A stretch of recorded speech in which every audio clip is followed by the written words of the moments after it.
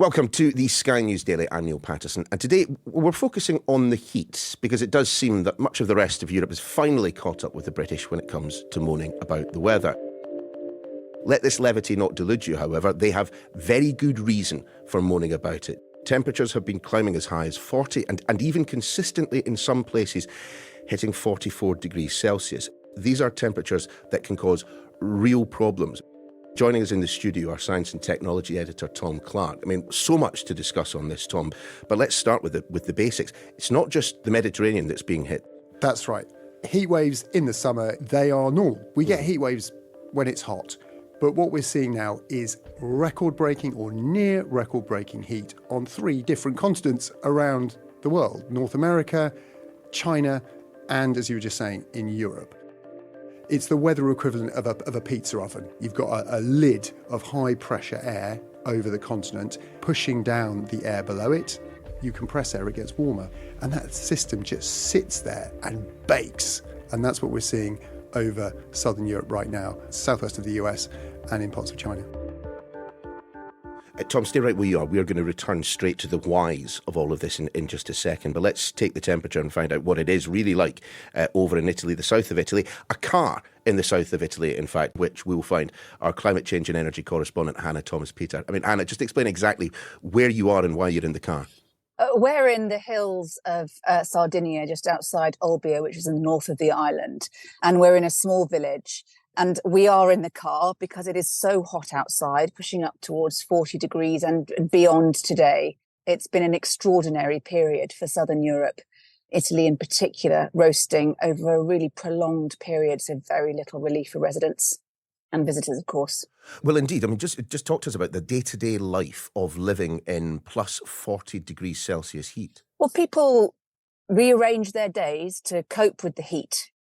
Life starts early, away from the heat of the day, and then people are being urged by the authorities in Italy to stay indoors between 12 and 5 before coming outside again to complete the day's activities. Now, there are lots of tourists who are ignoring that message because they're obviously here on holidays and they want to see what they want to see. But we have heard from both the Italian authorities and from the Greek authorities that tourists have been fainting and really struggling at the big historical monuments. So at the Acropolis in Athens, they had to shut it because they were so worried about the temperatures and heat exposure after a number of tourists had to go to hospital. And they are considering doing that in Italy, at the Colosseum in particular.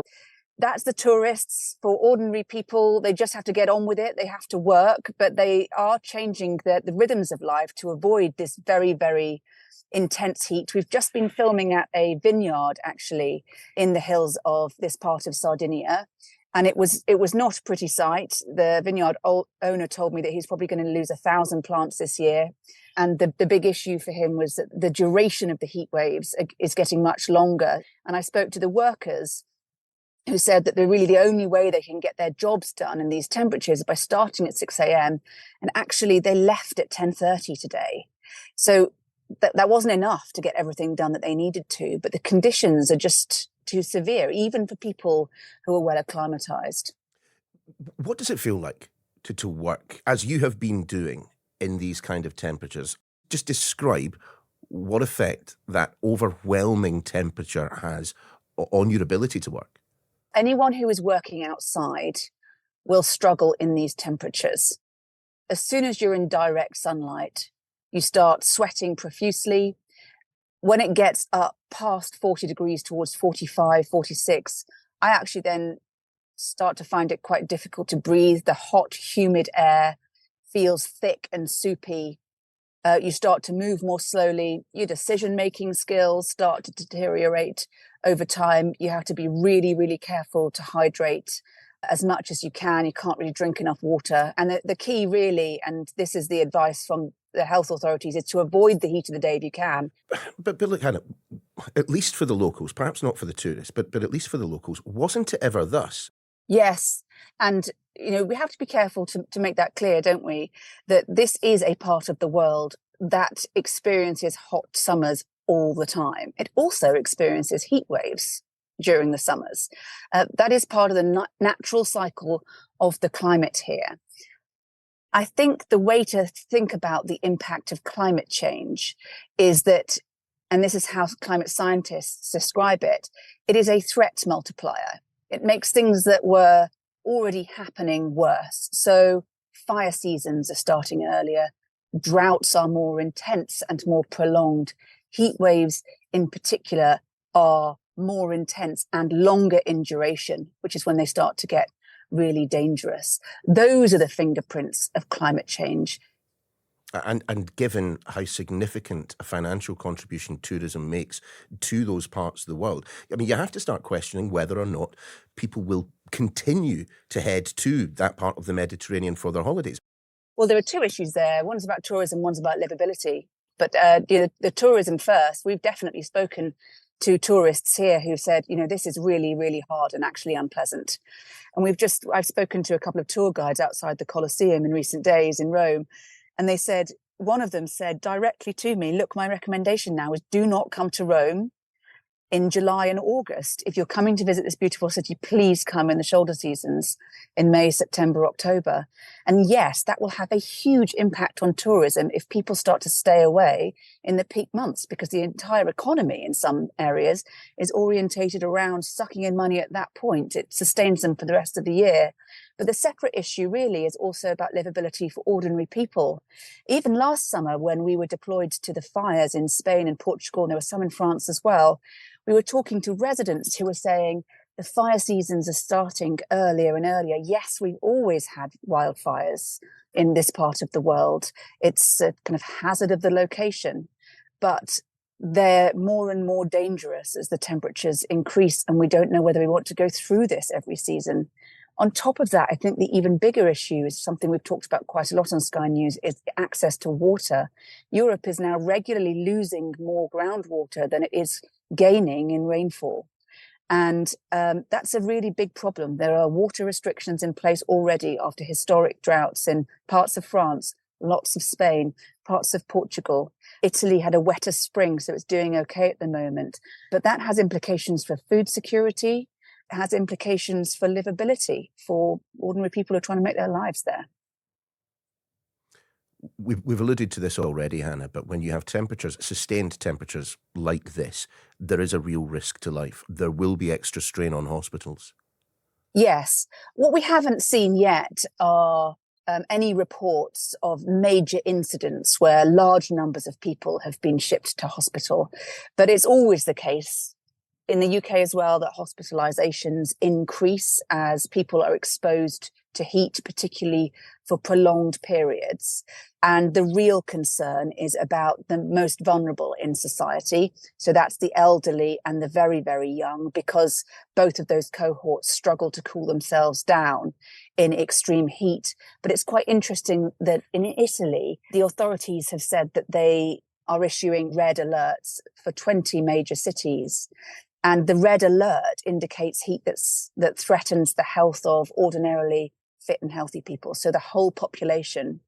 And basically what happens, I'm not a doctor, but I've read the advice, is that essentially your blood vessels open in extreme heat and your blood pressure can really drop. And it can start to cause problems with heart rates. In the end, that's why it becomes a life-threatening issue. So yeah, heat kills. So simply put, and with huge apologies for the pun here, I mean, these increased temperatures are now baked in for summers in the Mediterranean from now on. That is what the climate scientists are saying. Yes, there's no going back. We can limit how bad it gets by limiting emissions. But the temperature is the temperature. We're not going to reverse it, not for a very, very long time.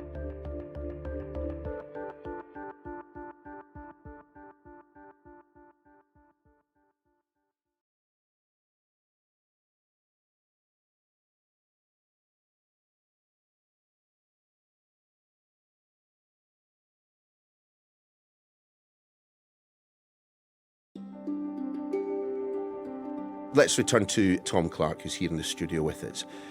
Just listening to Hannah there, I mean, it is pretty clear that life for people in these affected areas has changed. Every aspect of their day-to-day is now going to be hampered in some way by the heat. So let's go back to that fundamental question. Why is this happening, and why is it happening where it is happening? Okay, the simple answer to that question is that due to global warming, we've just got a lot more heat being trapped in the Earth's system, so to speak, and it's got to go somewhere. We are seeing the current ocean temperatures globally tracking well above average. We know that signal is due to climate change, and the oceans are what store a lot of the heat that gets put into the atmosphere. Why should that worry us? Because that's what keeps the planet cool Right. most of the time. And if you're worried about heat, you need that buffering of the ocean. So that's a worrying signal. Now, obviously, the oceans are very, very big and they move around. But on average, there is just more heat in the system. That's why we're seeing temperature records fall and fall and fall. Remember, heat waves, they are a normal occurrence. We do get heat waves from time to time. But when you add 1.2 degrees of warming, which is the global average we're at now, that pushes your hottest temperature 1.2 degrees warmer. That's why we're seeing heat records form. But let's just be absolutely categorical about this. I mean, this is, in significant part, due to climate change. Heat waves are not due to climate change. We had those before. Yep. The extremes of heat that we are seeing are totally attributable to climate change. Take China, for example. It's just broken its heat record by 2 whole degrees centigrade. Seriously? Well, 1.9 degrees I'll centigrade. let you away with it. I round it up. Yeah. But it's a significant jump. But the last global, the Chinese heat record was 2015. All of these records have fallen in the last few decades. The signal is very clear. It's the extremes of heat that we're seeing are being driven by the amount of heat we are piling into the climate system that's got nowhere else to go. And it's going to be like this forever? It's No? going to, on current trend, we're seeing this with 1.2 degrees of Yeah. warming, it's where we currently are about now. We are on track right now. I don't even really want to put a guess on it, but we're certainly going well beyond 2 degrees as our current emissions trajectories suggest. So if we're dealing with an increasing number of heat records breaking, and let's face it, intensity of rainfall and floods and storminess as well, because that is also driven by energy in the climate system. That's where storms get their energy from heat. It's the same outcome effectively, just different seasons and different places. We're going to see more intense events like these. Whether they'll be more frequent or longer lived, we don't know. But when it comes to how much rain falls or how hot does it actually get in degrees, that is being driven by climate, indisputably. I mean, my lack of a tan will indicate that perhaps the weather in this country over the past fortnight, we have been lucky to have missed what has been going on around the Mediterranean. But everyone needs to start preparing for summers like this, do they not? And, I've just been talking to Hannah down in Sardinia. I mean, these are countries that know how to deal with extreme heat. We're not one of them. Absolutely. And that's what's so amazing about heat, I think. Our comfort zone on this planet is pretty narrow. Do you know what I mean? You dial it up a couple of degrees and things get very, very much more difficult to deal with. And when we think about heat waves, yes, it's about kind of an acute health question, keeping people cool enough and to endanger their lives, but the effects ripple out. We know that preterm births go up during heat waves. That has knock-on effects potentially for a generation. We see impacts on agriculture, on water availability. And we're just talking about heat. We're not talking about some of the other climate-related problems that we're going to face. But anyone who is sitting in this country and who's looking askance at what is happening, particularly around the Mediterranean, but elsewhere in the world, and said, look, that's never going to happen here. I mean, as you mentioned last summer. I mean, I remember driving into work and it was 33 degrees in the middle of the night. That's right. And we exceeded 40 degrees centigrade in the UK for the first time. Obviously, that looks positively mild compared to what we're seeing in Italy, right? But we're not in Southern Europe. Do you know what I mean? When we're surrounded bathed by a cool ocean around the UK, we still hit excess of 40 degrees. And we saw some very interesting things start to happen. Wildfires, some of our first sort of urban wildfires in the UK. And that was with just a tiny degree or two increase on our record temperatures we've seen before. And things started to go quite spectacularly different. So yeah, dial that up again by another degree as things warm. We're going to see more of those events happening at those kinds of extremes on a more regular basis. What do we need to do in this country? Indeed, have we done anything? This comes down to this big question about adaptation. Yeah. And obviously, our main focus has to be trying to limit the amount of global warming we cause. So that's about decarbonising electricity and driving electric cars and trying to fly less, all that sort of stuff. We need to decarbonise the economy. But the other thing is adapting to the climate change we're already going to get. And that's sort of slightly been less of a priority for not just our governments around the world, particularly our government. They were criticised recently by the Committee on Climate Change. This is under the Climate Change Act. Every government is responsible for giving regular updates of how it's doing to try and share the pain of this climate adaptation across We're not doing well. I mean, what did they say? They said we were strikingly unprepared for climate change. They also criticised the government's progress on what it's doing to prepare us. And it's a tough job for any government because it's all-encompassing, this piece. It's about how we build homes, it's about how we build infrastructure, it's about what we do for farming and our environment to absorb the shocks of climate change. For example, where floodwater goes and whether we continue to produce crops when it gets warmer. There's some, it's big, wide-ranging across departments and policy areas and all that sort of thing, but we haven't been doing very well. Is that just a natural consequence of the fact that, at best we work in a kind of a 5-year parliamentary cycle? And actually over the past few years, how many politicians have come and gone? How many prime ministers, for that matter? Absolutely. And with things like COVID and the war in Ukraine and the inflation crisis, you can see why they're being distracted by much more immediate, urgent concerns. But that's exactly why we have this Climate Change Act. It's designed to keep successive governments' feet to the fire. You've got to come up with plans to reduce carbon emissions, but you've also got to come up with plans to adapt. We're doing okay on decarbonising. We've done well with wind power and stuff like that, but we're not doing well on that adaptation piece, say, policy experts.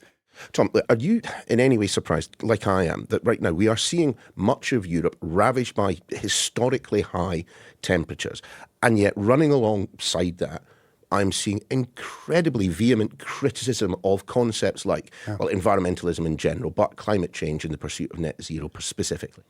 I sometimes don't recognise the sort of political environment we're in now compared to where we were around the Glasgow Climate Summit a couple of years ago, for example. There seemed to be a lot more positive thinking. There was coordinated action. There were countries talking to each other. Now we have a situation where people within the last government in the UK are criticising it for having lost its way, that Rishi Sunak's government just is not interested in climate. I'm sure that's something they would disagree with. Obviously. But certainly some of the evidence is there that we aren't seeing the policies and the ambition that or certainly the rhetoric that we've been hearing before from our government. And then you look across Europe with a lot more right-leaning governments as well. There's a lot more climate-denying sort of rhetoric there. Spain at the moment is apparently looking at potentially some of its climate policies being slashed by its incoming government. That is certainly a pattern we're seeing. Is it linked to an economic downturn, to tough times, linked to inflation and the war in Ukraine and the energy shocks? Is it something else? Is it people becoming inured to the whole climate debate? It is ironic when you think about it. The situation is getting worse and worse and more clearly a problem, yet we seem politically, and this is a global phenomenon, politically less inclined to really get to grip with that challenge. Tom, thanks a lot for joining us in the studio. My pleasure. And of course, that is your lot for today. My thanks to Tom and, of course, Hannah Thomas Peter out there in Italy. I will be back tomorrow. See you then.